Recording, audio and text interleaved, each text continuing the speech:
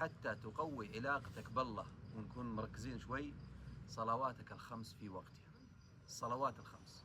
لأن الله جل وعلا ماذا يقول؟ يقول في الحديث القدسي: وما تقرب إلي عبدي بشيء أحب إلي مما افترضت عليه. ما يمكن تتقرب لي أنت يا عبدي بشيء أحب إلي أنا يا رب العالمين من الفريضة.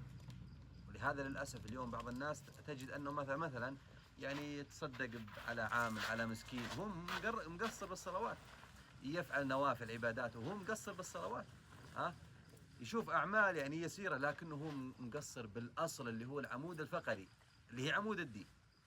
عندكم معلومة أنها عمود الدين؟ وش معنى عمود الدين؟ عمود الدين يعني الأعمال الصالحة كلها تقوم على هذا العمود.